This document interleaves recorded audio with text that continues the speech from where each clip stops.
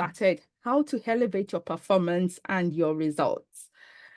Performance to an extent is personal. It talks about what you are bringing to the table, and results is really the outcome, the response. And of course, your results is beyond just your performance. There are other external forces that can impact your results. But that said, this session is focused on how you can elevate your own performance and results, how you can drive it, because ultimately we want to be doing as much as it's possible on our side to drive our results. So let's, share some context. Let's start with some context. When we talk about elevating, elevating talks about moving to a higher place or position. And, the word elevate is something that is really important to me. And I run a coaching program that is called the Elevate You program. And really the crux of that is around helping people to elevate how they have been, how they're showing up in the workplace, and consequently elevate their results so that they can rise and achieve whatever goals that they want for their career. So I want you to pause and really think for yourself, what does elevation mean? When you're here to learn about how to elevate your performance and results, but what exactly do you want to elevate? What aspect of your performance? Which results? And then secondly, how do you actually define elevation? How do you define it? What, when you've achieved it, what would it look like? How are you going to measure it?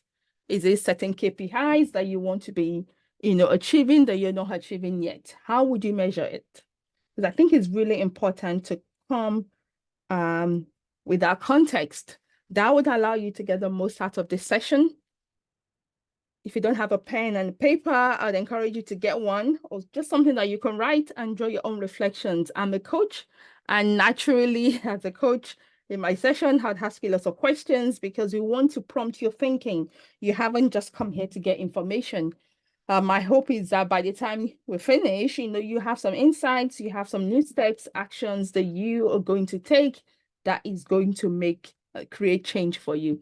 So have that context. What exactly do you want to elevate, and how are you going to define it, and how do you define it? What is it going to look like? The other thing I'd ask you to consider is why elevate? We're talking about elevating meaning moving to a higher place in your performance and results. But what's in it for you? What's the purpose? Why get better results? For all of us, my personal belief is that generally, we are, as humans, we're wired for growth. We naturally want to expand, want to grow. And this is the reason why, if you find yourself in the same position, in the same situation for too long, you get frustrated, maybe at the same level. On average, people get frustrated. Why is that? Because we're really naturally wired to grow and expand and get better. And there's also the market reasons, right? Most of us are from a capitalist society where that your position may be at risk, or you maybe have reduced chances. You may have reduced chances of getting promoted if you are not meeting certain targets and you are not rising up and meeting expectations and really continually up leveling. The market will shift and you could get left behind. So those are key reasons for elevating your own performance. I mean, those are general reasons, but I want you to pause and think specifically what's in it for you, because if you want to elevate your results, it requires you to change in one way or the other, right? Bring something different to the market. It doesn't necessarily mean work harder. So we're not really talking about working harder, working longer hours. We're really talking about becoming more efficient, doing things better. But why? But what's your why? It's going to demand something from you, because often when we're not clear on our purpose for doing something, then we get demotivated along the way. Or when the journey gets tough, it's easy to just, revert back to the usual, or revert back to the old. So pause and think about why. So that's two things. What exactly do you want to elevate? Why? And then the third thing is really something also really fundamental that really empowers you to be able to create the changes that will elevate your performance and results. And I'm going to be talking about some of those things that you can be doing, like the how. But before we get to the how, we need to understand the what, the how. And then the third thing is really understanding that you are a creator. or whatever it is you're experiencing in your life now. But think about this, this session, right? Buki decided to run this session on how to elevate your performance and result. You saw it on LinkedIn, you took interest in it, and here you are. So this experience you're having has been co-created. I initiated it by creating the session. You decided to participate. So this hasn't just happened, right? We've co-created this experience. So equally, every day at work, you are showing up at work, and you are every day in the world, you are creating the life that you're living through your decisions, through your actions. And really, that's really what you want to be driving your results, your decisions, your actions. But sometimes, let's be real, our indecisions, our inactions also create what we're experiencing. But ideally, you want to be in a position where you are creating things through your own decisions and actions. So these are some like foundational principles before we get into the meat of the session on how to elevate your performance and results. I know a few people have joined me since I started, so just a quick recap. Think about three things. Number one, what exactly do you want to elevate? When we're talking about we want to elevate our performance and results, what specifically do you want to elevate? And then secondly, why? What's in it for you? You want to get some purposeful intention behind what you want to do. And then thirdly, just understanding the fact that you're a co-creator in the experiences that you are having in life. And if you want something different, then the onus is on you to drive it. And that's what I know that's what you're here for. That's why you've joined. Right. So there will be time to ask questions at the end. So if you stay, still to the end, and I'll bring you on board to ask questions, and you'll be able to ask your questions by just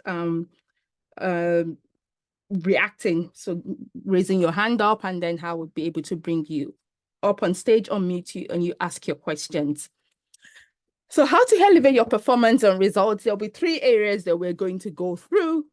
But before we get into it, I want you to pause and think about someone at work or someone you know professionally whose performance or results you admire. Maybe it's a peer, someone junior to you, someone more senior, a leader. But just look around you in your professional network. Whose performance, whose results do you admire? Now ask yourself why. What is it about the performance? What is it about the results they're getting that you like? You want to pause and bring that to mind. And then also think about this. What do you think you need to do to create that kind of results? Because if you like it and you admire it, I'm presuming that, it's something you would like, but maybe think about someone whose results you like, you admire, and it's something you would like to replicate in your own career. What do you need to do to achieve those results? How do you need to change? How do you need to be different? And as we go through the sessions and I go through the steps on how to elevate your performance and results, really have that in mind. Have the earlier session, what I said earlier around, what do you want to elevate? And then here you have a model, someone that you admire, whose performance you would like to replicate. So have those two in mind. And as we go through this session, really apply it. You just don't want to listen, apply it to your own situation. So when we talk about elevating our performance and results, 3 steps, so 3 things you could do. The first one is get your mindset right. In other words, you want to get your mind working for you, not against you. Get your mind working for you, not against you. Just want to check, is everyone still hearing me? Give me a thumbs up if you're still hearing me. So I know people are with me. Give me a thumbs up if you're still hearing me. Thank you. Thank you, Wes. Thank you, Afa. Okay, right.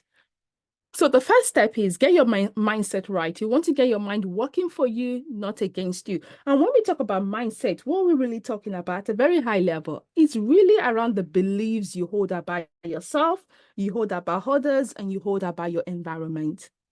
And why are those beliefs critical? Why are they important? Because your beliefs drive your thoughts. They largely drive your thoughts. And that drives your behavior, which drives your results. So if you want to elevate your results, there is going to be something about bringing a fresh mindset to the table, a fresh mindset to what you're doing. So yeah, you really want to be questioning yourself and thinking about, well, every day when I show up, am I going into work with an empowered mindset or a disempowered one? An empowered mindset will look like something where you are, you have the can-do attitude. You don't always have to know the answers, but like the willingness to find answers, the willingness to make something work. A disempowered mindset could be something where, there's a lot of self-criticism, there's a lot of negativity, you're disengaged. And that does not line up with really elevating our performance and elevating our results. So think about the area that you've identified that you want to improve in, the area that you want to elevate. Where is your mind in this area? Are you already thinking that actually maybe the things I want to do, I can't do it? Are you already thinking that maybe it's not possible? Well, that would be an example of a disempowered mindset. And often I'll say this, sometimes when we don't know how to do something, we can automatically think it's not possible. But no, the fact that we don't know how to do something doesn't mean it's not possible. It just means we don't know how to do it. The next step would then be to figure out, well, how do I figure this out? Who can help me? Who can I ask? Who can I get insights from? So when we talk about getting your mind right and getting your mind working for you, not against you, I also want to emphasize that this is not just positive thinking. We're not just, think positive. No, when there are real challenges in life, right? If your performance is a 7 and you want to get it to a 10, that is, that's a significant jump, right? So there is going to be some work required. So we're not just saying positive thinking. No, it's really around having that inquiring mindset, being aware of the challenges that you have, but also really believing and positioning to work on it, to overcome it, and not feel deflated, where you're just going through the motion, but you're not really engaged and seeking to get results. So really, is a willingness to get results. So that's the first one, get your mind. And this is really foundational. Like I said, how you're feeling, your beliefs is driving it drives your thoughts, drives your actions, and ultimately your results. For example, if you go to work and you think your boss is against you, or you think people are against you, that is going to affect your performance. That's not, and if that is a factual thing, then actually the next step then becomes, okay, what do I need to do? How do I need to change this situation? So that's the first one, get your mindset right. The second point around how do you get your mind, how do you elevate your performance and results, really has to do with working with insights. Work with insights. So just to recap again, like I do in this session, so I know people are joining in. We're looking at how to elevate your performance and your results. I've said, first of all, you need to understand what exactly do you want to elevate. You need to define it for yourself. Which areas of your performance result do you want to elevate? And secondly, why? You want some purposeful intention behind it so that when the journey gets rough, you can keep going. You want to get connected to a real why that will drive you beyond just the external. Ideally, you want to be driven inside out. External motivation eventually wanes out. You really want to be driven from the inside out. And then really knowing that you're a creator, you have the responsibility for creating your experiences that you want. So how to get your mind, how to elevate your performance. First thing I said was get your mind working for you, not against you. And we've talked about that. The second point is working with insights. An insight is beyond information. We're really talking here about bringing something deeper and beyond the ordinary to what you're doing. Something deeper and beyond the ordinary to how you're delivering our work, to what is informing your delivery at work. And I said, there are 3 levels of insights that you can have. Number one is you know what you know, right? You know what you know. What you know. The second one is what you know you don't know. So there's what you know you know. Number two, there's what you know you don't know. And then number three, there is what you don't know you don't know. What you don't know you don't know. And all the three are important. So let's go through them one by one. What you know you know. The issue here is then correctly applying what you know, because we know knowledge in itself is not what changes things for us. Knowledge alone doesn't get results. It's really the correct application of knowledge, right? So whatever, when you know stuff, when you have the insights, well, are you applying it correctly in your situation? And as a coach, I come across it when people have applied information, they've applied insights incorrectly, and it's just as bad as actually not having those insights. So you want to be working with insights, you want to be clear on what you know, but more importantly, also applying it.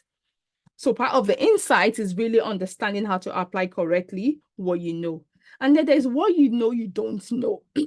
And really the solution to that is, again, to be insightful in this area, is you have to invest in resources to get you those insights that you need. You need to invest in resources. And I think about my example when I started my coaching business. I knew how to coach. I'd had a successful career. I wanted to transition into coaching. So I retrained as a coach, but I didn't really pay attention to how to actually build a coaching practice until I started running my coaching practice. And then I realized, actually, Bookie, you don't really know what you're doing. You need to get access to some insights that can really help you understand how to run and build this in the way that you want.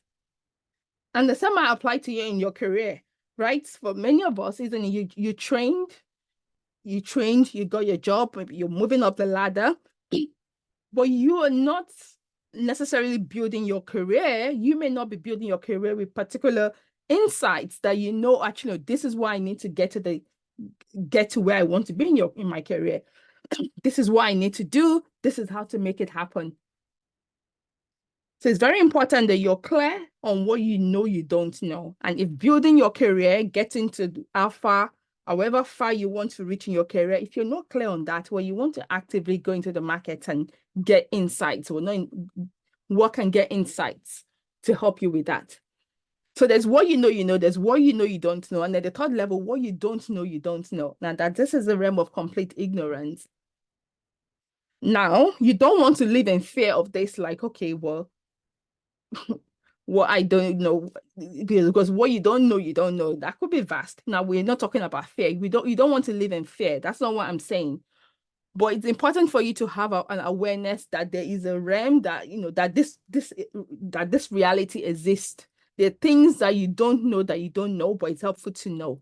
The question then becomes, well, how do you position yourself to be in a place where you can obtain these insights?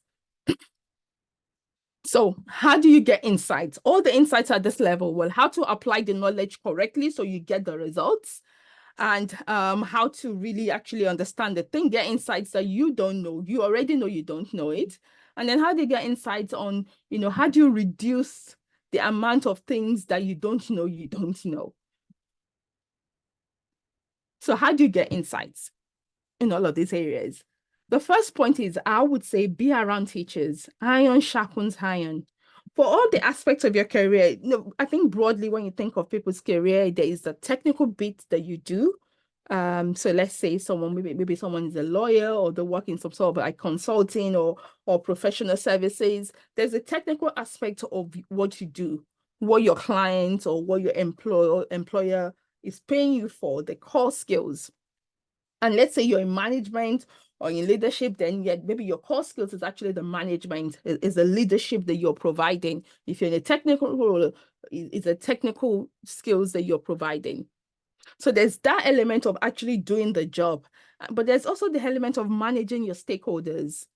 And maybe those are clients, your leaders, whoever it is that you need to manage. And then there's a third element of actually managing yourself. So there's doing the job, there's managing your stakeholders, and there's managing yourself. And all those three levels, really, I think for all of us, we need education in all of those areas to do well. Because you could be doing your job very well and you could be managing stakeholders, but you're not paying enough attention to your career. You're not paying enough attention to how you're positioning yourself to get as far as you want in your career, which in the long term isn't good, both in the short and long term wouldn't serve you, because someone else that may not be working as hard as you and may not be doing as good a job as you, but they're very switched on in the way they're managing their career, in the way they're managing how they're showing up in the workplace, how they're positioning themselves, how they're ensuring their visibility, who knows them, all of that. They're doing all of that right. So they are positioning themselves. They're in a position to get a better reward and better recognition. So being around teachers that can help you in all of these areas, I think is really important. Iron sharpens iron. So if it's the fact that the area you want to improve in is maybe a particular area of your job, a technical, well, who in your department, in your team does that really well? Just really learn from them. A lot of observational learning, being around people who are at the top of their game. And sometimes, working with people, I remember in corporate, in my corporate life, sometimes when you're working with the best of the best, they can be quite they can, when you're working with people who are the best of the best, they can be quite stressful to work with, quite demanding. But hey, you want people around you that really is going to stretch you and help you become the better version of yourself. So that's the first one. Iron sharpens iron. Be around teachers. They don't have to have the name teacher, but what it is that they are positioned to teach you what you don't know and help you increase your level of insights. Number two is, I would say, read around your subject. Read around your subject. You really, for all of us, right? It's not just, well, there's always limitations in what you can know. But ensuring that you are abreast of what's going on in your industry and you have something above and beyond to contribute.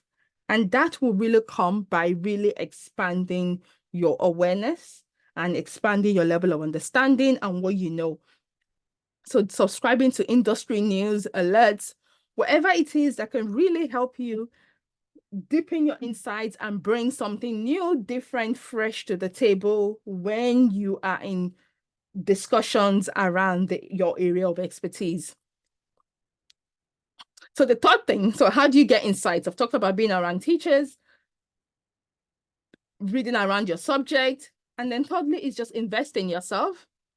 I think, as someone that works a lot with people Africans or Africans, people of African descent or Africans that are working in the diaspora, I find that we're very accustomed to maybe paying for a master's, paying for a certificate, but paying for knowledge, paying for a coach, paying for a mentor, all of that is still, for many of us, it can be really unfamiliar. And you may think it's unnecessary, but really, when you invest correctly, I call it an investment because when you invest correctly, you're going to get the dividends down the line. But you cannot put a price on insights. You cannot put a price on the positioning, the power that it actually gives you, and the speed it can give you in creating better results. So how do you elevate your performance? How do you elevate your results? Get your mindset right. Number two, really work with insights. Working with common sense, common knowledge, but you're bringing fresh insights to how you are managing your career, how you are showing up at work. So now I want you to think about the area that you want to improve in. So earlier on, we talked about identify the areas you want to improve in. Think about it. What do you need? Who do you need to get around to grow in this area? Who do you need to get around to grow in this area? What do you need to be doing differently? What do you need to be reading?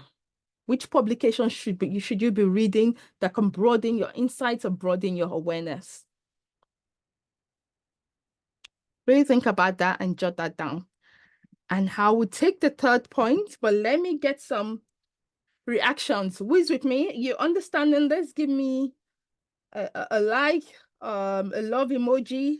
Let me just get some reactions around whether you are with me. Give me a like or emoji. Thank you. Thank you. Okay, good. So you're following me. Now the third area around what to work on when you want to elevate your performance and results is really taking action to fill your gaps. So as I'm speaking to you, you may already be getting an idea. You may already be getting ideas of what you need to work on. But what is important is that you actually do it. What is going to be important is that you actually take actions and do it. We all have gaps, right? We all have areas that we need to improve. But the key point is, are you aware of yours? When hopefully this session is bringing some awareness to you. You may already have some awareness before, so you're building on your awareness. But importantly is what is the action plan? Now, in my experience, I think there's some critical areas that impact our performance and results that we all really want to be on top of. And I'll talk about some three areas. One of them is communication. That is written and verbal. For all of us, it is important that we learn to we learn to speak and write as best as we can. You're in the business of marketing and selling yourself, essentially. Well, not yourself literally, but you're marketing and selling your skills. When you go into a meeting, when you're applying for promotion or you're seeking to get promoted, someone has to, or you're seeking a promotion or you're seeking to get a new role, you're going to the interview process, someone has to look at you and and have certainty that you can perform at the level that you're asking to be put. So essentially, you have to signal that you're a safe pair of hands. You can be trusted with that project. You are promotion ready. Whatever it is that you signal, but how do you make that signal? How do you give that signal? It really comes down to your communication. So that's an area that we all have to work on. And also, the other thing about communication is that getting results is effectively a product of winning with people. You can't get results in isolation. Whatever it is that you have to deliver, you have to deliver it by working with people. Yes, Veronica, I think I can see your hand is raised. I'll bring you up at the end to ask questions. So for anyone, there will be time at the end to ask questions. So please keep your questions and I will bring you up at the right time. So in terms of communication, yes, so getting results is a product of winning with people.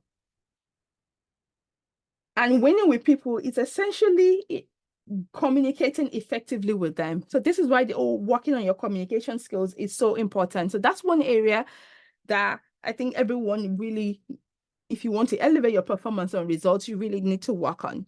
The second area I would say is around conflict management, because again, you can't get results in isolation. You have to get results by working with people. And we know in our workplaces, there's so much stress, there's so much demand. So we are all stretched, we are all stressed, or many people are. So naturally there'll be conflict. And also you're all competing for resources. But how do you ensure that you are managing conflict in a way that you're de-escalating, not escalating issues? And also that you are picking your battles correctly. You're not picking battles based on ego, but you're picking battles that you have a reasonable chance of winning and battles that will not damage your reputation. Now, of course, there's some battles that you have to fight. For example, battles that maybe you don't have a chance of winning, but it's one that is fought from a place of principle, from a place of your values. So it really doesn't matter whether you win or not. It's really about you standing for something. So yes, I do acknowledge there are those. But in general, we really want to be on top. We really need to master how we manage conflicts, because inevitably they're always going to occur because of the way our work is structured. Usually when people are having difficulties at work, for one reason or the other, the root of it is, if you get down to it, there's some sort of conflict. Most of the time is because there's a conflict somewhere there. So learning how to manage conflict would really go a long way in helping you to elevate your performance and results. If you were here at the beginning, I mentioned that performance is what you do, results is the response, right? But results is just beyond you alone. There are other external forces that can really weigh in on the sort of results you get.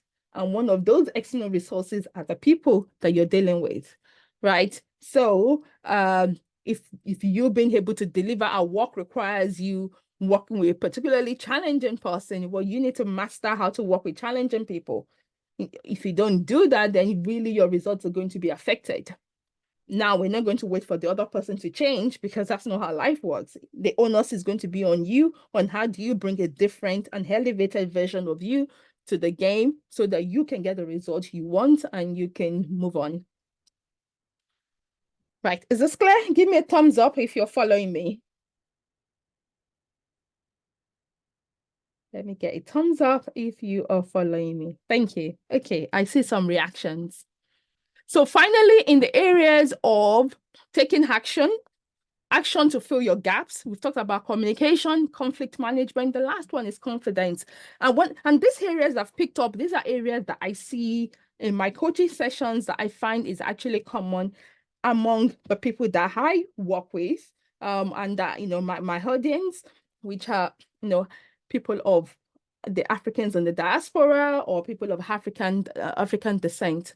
Confidence is an area that I also think is really important that you close the gap in. You take actions to work on your confidence. For everything, we need to give people certainty, right? Again, if you're going for a job, you're applying for a job, you're going for interview, you're going for promotion, in your everyday interactions with people, you're selling your ideas. Ultimately, for people to buy into your ideas, they need a level of certainty.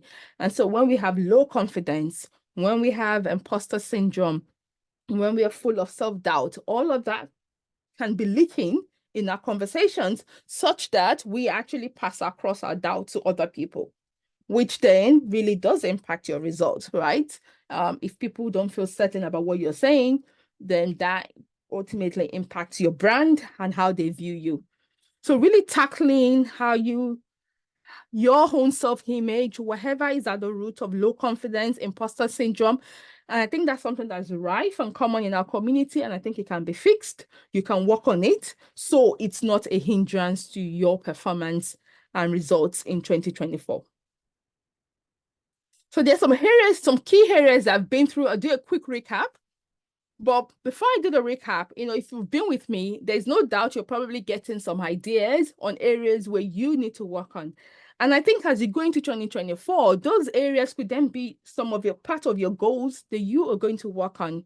And I have a free resource that you can reach out to me. It's called like 6 steps to achieve your career goal. And you can go through, if those things that you've identified, it can really help you guide you through steps around what you can do to achieve it. Obviously, it's not specific and tailored to your situation, but they're general guidelines, like all the things that I do, general guidelines to support you. If you want more specific help, feel free to reach out. We can have a consultation and see if I can support you specifically on the areas that you want to work on. The consultation is always free, so you can have a consultation to find out more about what I do, how I help, and see whether that is something that could really be game-changing and be the right investment for you now. But let's recap what I've been sharing. How to elevate your performance and results in 2024. And after this, there is opportunity to ask questions. So if you have any questions, start thinking about them, and I'll bring you on to ask any questions on whatever I have covered, or if there's anything else that you want to ask questions on, this is your chance to do. This is your chance to do it. So understanding really, the areas, being very clear and specific, the areas you want to elevate in, set yourself up for success by getting some purposeful intention behind that, like understand why, what's in it for me. Maybe it's the fact that, okay, I want to improve in this certain area because maybe this is a development point I've received at work. And doing this could actually help me get the promotion I'm aiming for. Well, ask yourself, well, why do you want a promotion? Okay, more money, more status, whatever it is. Okay, let's say it's more money. Well, why do you need that more money? What is it? Maybe you want to pay school fees to put your children in better school, whether it's you want to build a house back home, whatever it is, but get some intention behind it, so that will help you to drive, activity and drive action from your end. And then the third thing I talked about, there's what you want to achieve, why you want to achieve it, really understanding that you're a co-creator, that you are through your decisions and actions, you're creating your life. That's exactly where we want to be. But some people though, and that, really through your indecisions and inactions, you also create your results. But you don't want indecisions and inactions creating your results. You really want to be in the driver's seat and be creating things through your actions and your results. And then specifically around how you elevate your performance and results, I talked about really understanding, getting your mind to work for you, understanding the beliefs that are driving your home behavior and making sure those are empowering beliefs and you're not showing up disempowered in the world, working with insights and, the 3 levels of insights. And really the third point was around taking action to fill your gaps. And we talked about some common gaps that one could have. That you need to identify your own specific gaps that you need to fill to elevate your performance.